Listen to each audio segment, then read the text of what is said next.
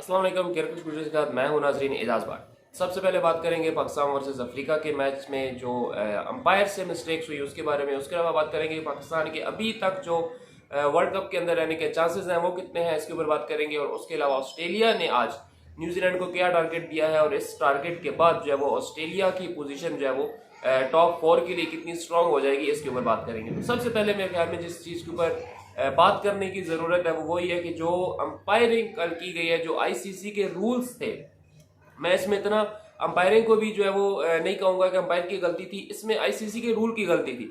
देखिए आईसीसी का रूल जो है उसका अगर सिर्फ आप नाम देखें तो वो नाम ही गलत है। आईसीसी के रूल्स का नाम ये है कि जी अंपायर्स कॉल। अंपायर्स कॉल का क्या मतलब है कि जो फैसला अंपायर ने दे दिया है वो ही रहेगा। अगर अंपायर ने आउट दिया है तो वो आउट रहेगा, अगर उसने आउट नहीं दिया तो आउट नहीं रहेगा।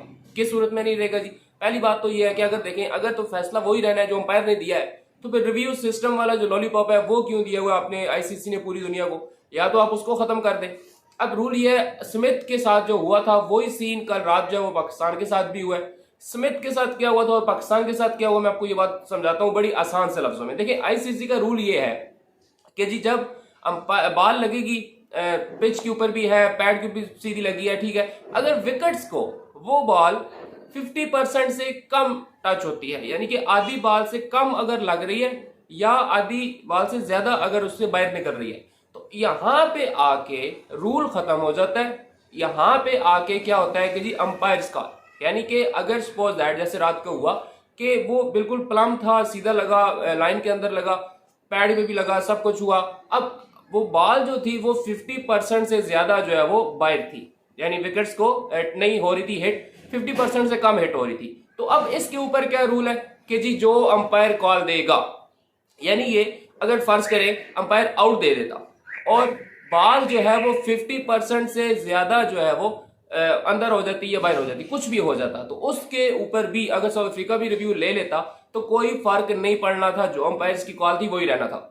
तो जब फैसला आपका वही रहना है, जो अंपायर्स की कॉल है, जो अंपायर ने चाहे आउट दिया नॉट आउट दिया है, तो जब आपने फैसला नहीं चेंज करना, जब आपने फैसला वही रखना है, तो फिर मुझे बताएं कि इस रूल का फायदा क्या है? फिर आपने इतनी टेक्नोलॉजी 2023 के जमाने में किसके लिए रखी हुई है? जब आपको वही बात करनी है तो फिर रिव्यू लेने की जरूरत क्या है? रिव्यू को खत्म कर दें, इस टेक्नोलॉजी को खत्म कर दें।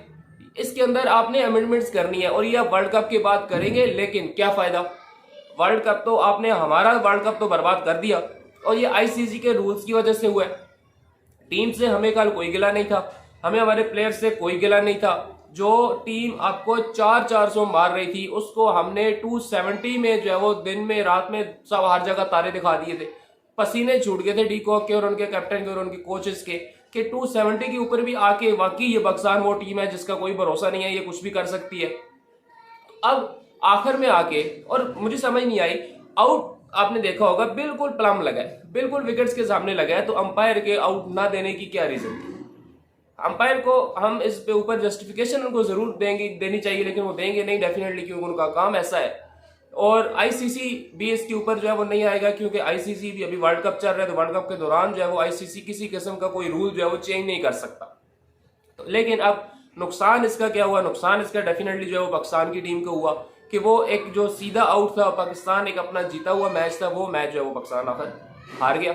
अब अगर मैं बात करूं प्लेयर्स की, तो देखिए प्लेयर्स की गलती कल हम इसलिए नहीं डालेंगे कि हमने हमेशा से ये रहा है कि आप फाइट करें, सॉरी, आप फाइट करें, हार जीत खेल का हिस्सा है। जैसे कल पाकिस्तान ने फाइट किया, अब नजर आ रहा था, देखिए जब आपके प्लेयर्स की आंखों में, आपके कैप्टन की आंखों में जब एक पाकिस्तान की मोहब्बत नजर आती है और उसको उसका दिल कर रहा होता है कि यार हम ये जीतें, तो फिर आपकी कौम को आपसे कोई गिला नहीं होता। ये मेरे ख्याल में कल एक पाकिस्तान की टीम ने बड़ा अच्छा एक इकदाम किया है कि आपस में यूनिटी उन्होंने शो करवाई और आपस में मिलकर जो है वो पाकिस्तान की टीम खेली है।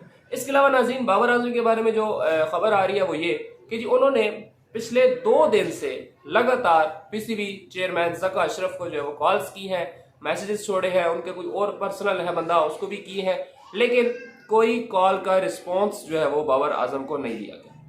यानी ना उनकी कॉल पिक की गई, ना उन्हें कोई मैसेज दिया गया, ना उन्हें जो है वो कॉल बैक की गई। और इन 2 दिनों में हुआ क्या कि सरफराज अहमद को पीसीबी के चेयरमैन जो हैं उन्होंने बुलाया है और उनके साथ कुछ पर्सनल्स जो मीटिंग्स हैं वो उन्होंने की हैं। तो अब इस बात का क्या मतलब है कि आपकी एक टीम जो है वो वर्ल्ड कप खेलने जा रही है और वर्ल्ड कप खेल रही है, खेलने क्या जा रही है, खेल रही है, उसके कैप्टन की आप कॉल नहीं उठा रहे। और क्यों नहीं उठा रहे कि जी वो जी मैच हार गए जी, अब वर्ल्ड कप के अंदर हमारे चांसेस नहीं रहे, तो अब जो है वो हमें कॉल उठाने का कोई फायदा नहीं है। तो ये तो कोई तरीका नहीं है। आप पीसीबी के चेयरमैन हैं, आपको भी पता है कि आप पीसीबी के चेयरमैन कब तक है। कल भी शरीफुद्दीन ने कहा कि जी ये इलेक्शंस होने की देर है, पता चल जाएगा कि अगला पीसीबी का चेयरमैन जो है वो कौन होगा। क्योंकि हमारे यहाँ क्रिकेट का और सियासत का बड़ा गहरा रिश्ता है, जो कि नहीं होना चाहिए। मतलब सबको पता है कि किस पार्टी की हुकूमत आएगी, कौन वजीर आजम बनेगा, तो आपका जो अगला चेयरमैन है पीसीबी का वो कौन होगा। अब इस टाइम क्योंकि पीपल पार्टी थोड़ी स्ट्रांग थी तो ज़का अशरफ को बना दिया। अब अगर आगे सपोज दैट नून लीग की या पीटीआई की या किसी की भी आ जाती है तो वो अपना बंदा लेकर आएंगे।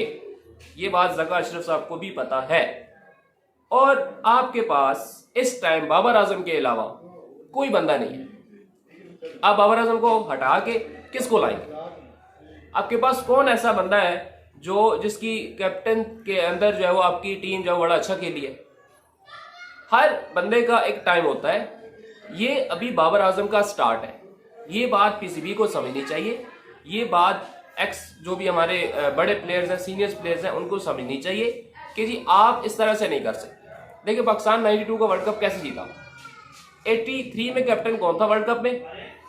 87 में कैप्टन कौन था वर्ल्ड कप में?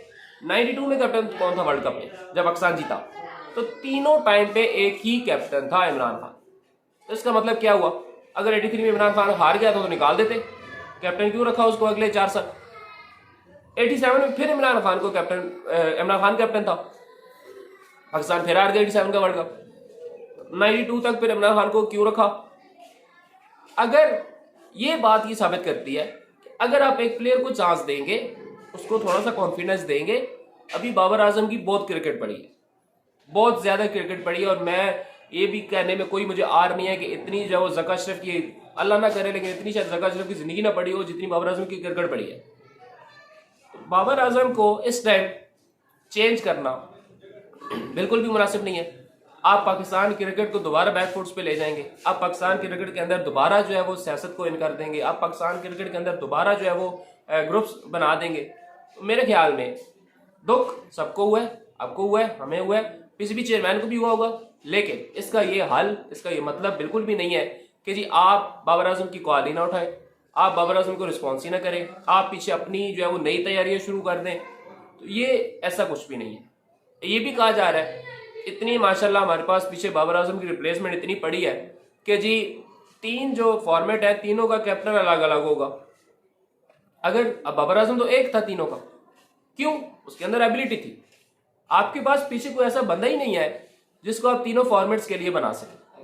टीम के अंदर चेंजेस की जरूरत जरूर है, लेकिन इसका ये मतलब हरगिज नहीं है कि आप बाबर आजम को जो है वो उसका मोराल डाउन करें या उसको जो है वो डिमोटिवेट करें। ऐसी मेरे ख्याल में कौम आपको इस बात की इजाजत जो है वो कभी भी नहीं देगी कि आप इस तरह का कोई काम करें।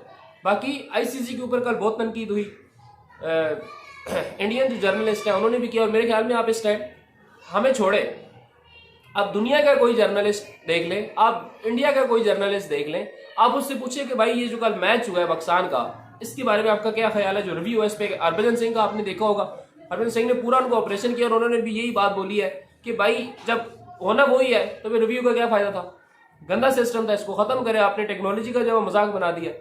आप जिस तरह टीम्स को 2-2 रिव्यू दिए हुए हैं, आप अंपायर्स को भी 2 रिव्यू दे कि भाई अपनी गलती वापस लो। अंपायर्स कॉल का क्या मतलब है? अंपायर्स कॉल की कोई तुक ही नहीं बनती। अंपायर्स कॉल का मतलब ये है कि ये आईसीसी की बदमाशी है सीधी सीधी, कि जो अंपायर ने कह दिया वही है। ये क्या बात हुई? एक बॉल जो है वो मिड में लग रही है, सब कुछ हो रहा है, स्टंप्स को भी हिट कर रही है, आउट नहीं है। आउट क्यों नहीं है जी? वो जी अंपायर ने नहीं दिया था जी। तो फिर इस टेक्नोलॉजी का क्या फायदा जब अंपायर ने आउट नहीं दिया तो नहीं आउट। ये मेरे ख्याल में आईसीसी को इसके ऊपर जरूर वर्किंग करनी चाहिए। अगर आगे बड़े मैचेस पड़े हैं, सेमीफाइनल्स है, 2 फाइनल है, अगर वहां पे ये मिस्टेक हो जाती है आपको लगता है कि आपको छोड़ेंगे? आपको लगता है कि आपको अगर फर्ज करें इंडिया के किसी मैच में ये आप कर देते हैं सेमीफाइनल में, फाइनल में, उधर तो फिर आपको पड़, अच्छा फिर वहां पे अंपायर्स का भी क्या होता है, बॉल लगी या नहीं लगी, कुछ हिट हुई या नहीं हुई, अंपायर्स के हाथ खड़े हो जाते हैं, आउट है जी। रात को तो प्लम्ब हुआ था, नहीं नजर आया आपको। पाकिस्तान का, मैं फिर बात वही है, पाकिस्तान का वर्ल्ड कप तो आपने मार दिया। तो मेरे ख्याल में आईसीसी को इसके ऊपर जरूर जो है वो वर्किंग करनी चाहिए कि जो अंपायर्स कॉल वाला सिस्टम है इसको खत्म करना चाहिए। मेरी आईसीसी को एडवाइस है कि आप 2 रिव्यू जो है वो अंपायर्स को भी दे दें कि भाई अगर आपकी बात जो है वो विकेट्स को हिट हो रही है, मिड में है, सब कुछ है, तो आप अंपायर्स कॉल की जगह जो है वो अपना रिव्यू वापस लें और उस अपने डिसीजन को जो है वो चेंज कर दें। क्रिकेट के अंदर यही उसकी खूबसूरती है। ये बिल्कुल खूबसूरती नहीं है कि जी आप इस नाम पे कि जी वो जी अंपायर्स कॉल थी जी, हम क्या कर सकते हैं जी, तो ये कोई जो है वो इस टेक्नोलॉजी के दौर में मेरे ख्याल में कोई ऑप्शन नहीं। इसके अलावा लास्ट में अगर मैं बात करूं ऑस्ट्रेलिया वर्सेस न्यूजीलैंड का जो आज मैच हो रहा है, उसमें डेफिनेटली ऑस्ट्रेलिया ने जो है वो 388 रन एक बड़ा टारगेट जो है वो सेट कर दिया है और इसका फायदा भी ऑब्वियसली जो है वो ऑस्ट्रेलिया को होगा क्योंकि उसका जो रन रेट है वो मतलब अब इस पोजीशन पे चला जाएगा और हालात भी यही है कि ऑस्ट्रेलिया जो मैच जीत जाएगा कि उसका रन रेट ऐसी पोजीशन पे चला जाएगा कि पाकिस्तान की तो चले वैसे भी उम्मीदें नहीं है। अगर श्रीलंका या कोई भी ऐसी टीम जो जिससे ऑस्ट्रेलिया का हो कि ऑस्ट्रेलिया को फील हो कि ये टीम ऊपर आ सकती है क्योंकि मैचेस सबके पड़े हैं, तो मेरे ख्याल में वो अब टेंशन भी जो है वो आज ऑस्ट्रेलिया की खत्म हो जाएगी और आज जो है वो आपकी टॉप 4 जो है वो डिसाइड हो गई है, इंडिया, न्यूजीलैंड, साउथ अफ्रीका और ऑस्ट्रेलिया। और इसके अलावा पाकिस्तान के जो अगले 3 मैचेस हैं कोई फर्क हमें नहीं पड़ता इससे कि जी आप वर्ल्ड कप के अंदर हैं या नहीं है। हम आपकी आंखों में, हम आपके अंदर जो है वो जज्बा देखना चाहते हैं जो हमने रात को देखा। एक छोटी सी मैं इसको मिस्टेक कहूँ, देखें प्रेशर के अंदर मिस्टेक्स ही होती हैं, जानबूझ के कोई नहीं करता और सब अच्छे के लिए करते हैं। जो लोग ये कह रहे हैं ना कि जी बाबर आजम ने जी फिर नवाज को ओवर दे दिया, नवाज क्या करता, मुझे बताएं किसको देता।